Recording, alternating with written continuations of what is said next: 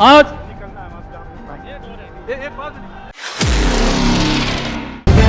The live TV, सच सबसे आगे।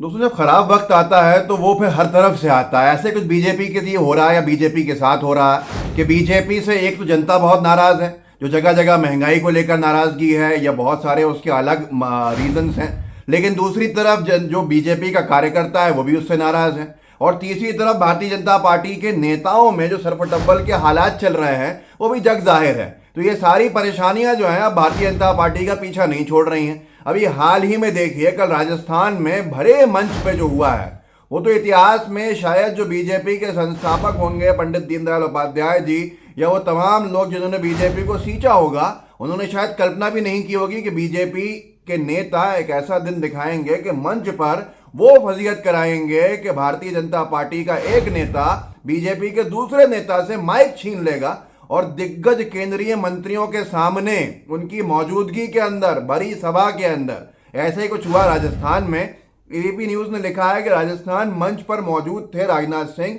Mic पर अनाउंस करने को लेकर भिड़े बीजेपी के नेता।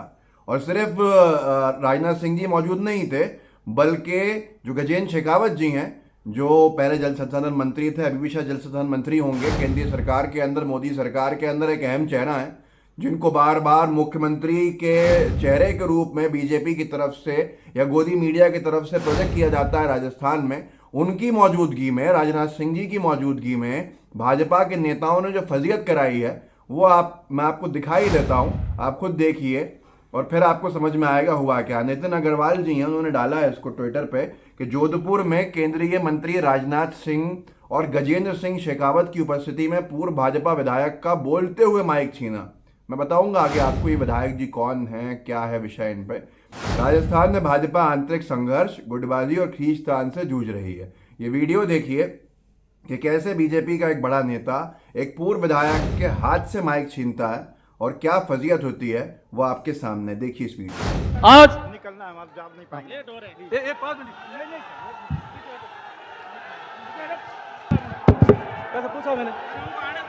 पूछा मैंने, अरे साहब से पूछा मैंने, राजनाथ सिंह से पूछा।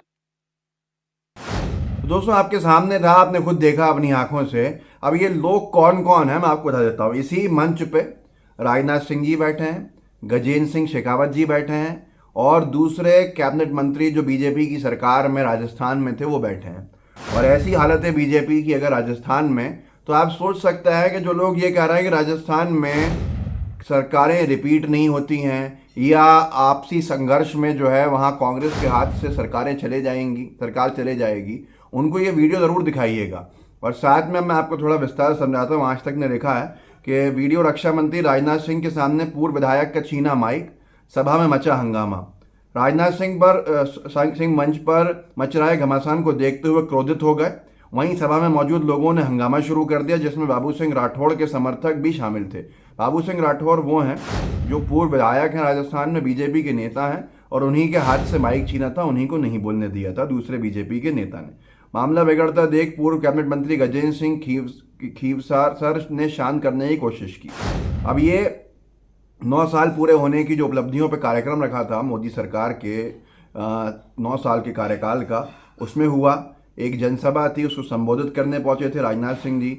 अब वहां पर गजेंद्र सिंह खीवसार, प्रदेश अध्यक्ष जो पूर्व में रहे सतीश पूनिया, केंद्रीय मंत्री गजेंद्र सिंह शेखावत सहित सब नेता मौजूद थे। और सभा को संबोधित करने के लिए शेरगढ़ के पूर्व विधायक बाबू सिंह राठौड़ माइक के पास पहुंचे। जैसे ही बाबू सिंह ने बोलना शुरू किया, तभी बीजेपी नेता राणा प्रताप सिंह ने तुरंत ही बाबू सिंह के सामने से माइक छीन लिया। 2-3 लोग और बाबू सिंह के पास पहुंच गए। पूर्व विधायक ने कहा कि मैंने राजनाथ सिंह जी से पूछकर ही भाषण दे रहा हूं, लेकिन उन्हें बोलने नहीं दिया गया।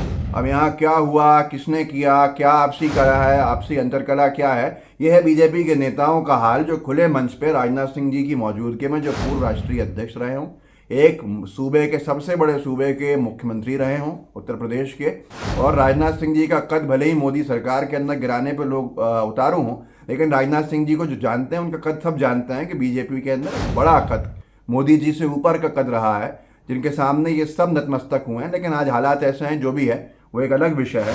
उन राजनाथ सिंह जी की मौजूदगी में भाजपा के नेताओं का ऐसे माइक के लिए लड़ना ये दर्शाता है कि किस तरह के वैचारिक दिवालियेपन से वो गुजर रही है पार्टी, और साथ में दो नेताओं के बीच क्या समन्वय होगा उसका अंदाज़ा आप लगा सकते हैं। और ये नेता जो माइक छीन रहे हों, ये राजस्थान में बीजेपी की सरकार कैसे लाएंगे ये भी आपको अच्छे से मालूम होगा। वैसे बीजेपी के हर जगह यही हाल है।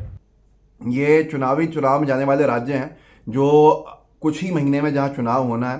पिछली बार यहाँ पे बीजेपी का बड़ा हालत ख़राब हुई थी और बहुत सुपड़ा साफ हुआ था, और उसी राजस्थान से लगा मध्य प्रदेश। अभी कुछ दिन पहले मध्य प्रदेश के बीजेपी के प्रदेश अध्यक्ष से माइक छीन लिया था ऐसे ही सिंधिया जी ने।